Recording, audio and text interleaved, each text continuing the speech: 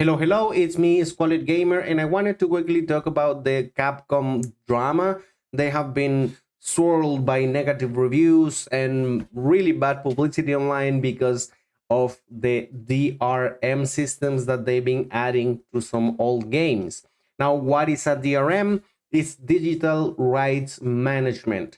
These are pieces of software that get attached to games basically to protect them from piracy, and in most cases are used to protect the release windows of video games so they don't get pirated right away and you don't download them illegally and have to purchase them if you want to play them. Now they are used to control and manage access to copyright materials, so it extends beyond games, but in gaming is where it is most seen. Now, how do they work? They basically put barriers in place to prevent digital content from being stolen.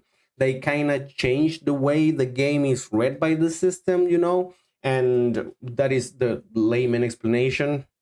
But basically, they obfuscate a game and their files to make them harder to be copied and redistributed illegally. Now, are they good?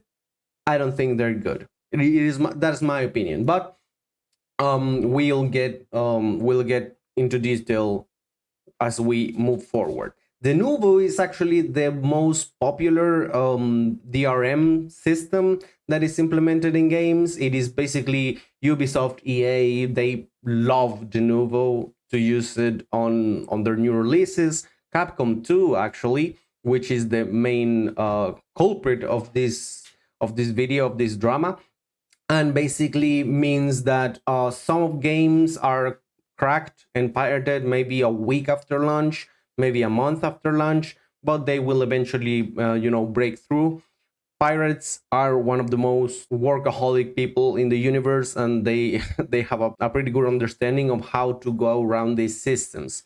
Now, there have been some controversies about the implementation of the Nuvo and DRM software and services into games, and that mainly comes from how they are implemented. If the developers know what they're doing and they don't really have anything in the game that causes compatibility issues, then the DRM software will basically not even be noticeable. Doom 2016 had a DRM when it launched, and once it was removed, the game only saw a boost of between 1 and 5 FPS. So the impact of the DRM software in that game, at least, it wasn't really big. But for example, Capcom's Monster Hunter Iceborne launched with a DRM, and it was a fucking nightmare. It was a disaster. It was barely playable, and it had a lot of issues. So Resident Evil, Monster Hunter, and some other Capcom games, mainly some of the Mega Man collections and such, have been review bombed on Steam because they have been updated to prevent modding. What is this? What does this mean? DRM software or DRM services not only prevent the video games to be pirated, they also prevent tampering with the files. And since modding is basically tampering with the game's files, then when a new game or any game gets added a DRM service, then mods will typically not work. Now, the problem is that the games that have received DRM recently are actually old games and single player games that are not really connected to the internet. So it is basically part of the outrage that why are you adding a DRM service to games that are this old and that actually break mods within these games. PC Focus, which is actually a Twitter account that specializes in sharing pirated games, but will not really go into detail on that right now, is actually being pretty vocal about this. And they said that the DRM Enigma, which is the one that Capcom added to these games, they didn't add the Nuvo because I've seen reports that the Nuvo is more expensive to implement than Enigma. Enigma is like what they use after they have used the Nuvo for the release window. I'm not a video game developer and I'm not purchased any of this, so I can only go from what I've read in the internet. But Enigma has been added, and it gave 34 virus positive alerts in old games from Capcom.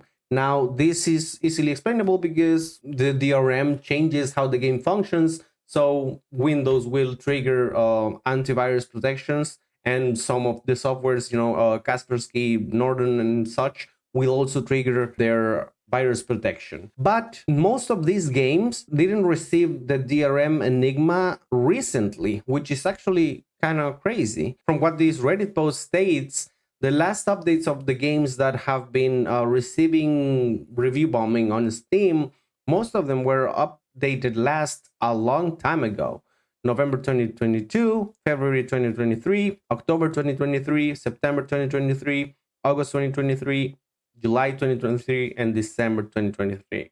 Now, that didn't stop, of course, people from review bombing games like Resident Evil Revelations and Resident Evil 5 for adding the DRM. Now we can see almost all of these bad reviews include the fact that DRM was added.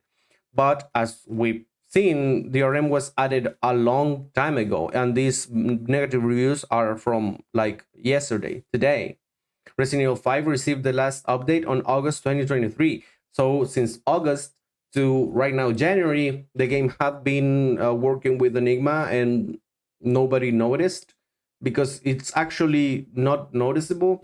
Let's be real, these games are old games. Even though they have a DRM now, they will probably work well in most of the systems because even non-gaming systems will be able to run these games no problem. Now, my opinion, DRM is bad. Games should not have it, especially because you purchase them. And when you purchase a game, you should be able to do with that game whatever you want. And you should be able to mod it however you want to. Now, I understand that companies want to protect their, intellectual property, but let's be real. I bought the game. I can do whatever the fuck I want with it. I've actually used Cheat Engine before to actually play Dark Souls 3 in first person. And that was pretty fun. It was pretty chaotic because, big bosses, you basically get lost inside the bosses. But it was a fun experience. And that wouldn't have been possible if DRM was a thing in that game. I'm all for modding and I'm all against the DRM systems. Now, we also have to be fair though and say, yes, the DRMs are probably not causing these issues, and it's probably the bad implementation of a DRM that gives them this bad rep. Even though I don't think they should exist actually. But that's a pretty short video on what's going on. I don't think the outrage is really that justified, but I understand pretty well how people don't want DRM in their games because, again, they bought it, they can do what they want with it, and if they want to mod the shit out of their games, they can and they should be able to. They shouldn't be forced to play a game as is if they don't want to once they purchase them. That's my opinion, and that is a little bit clarifying what the drama was. I hope you guys are well, and I'll see you next time. Bye bye.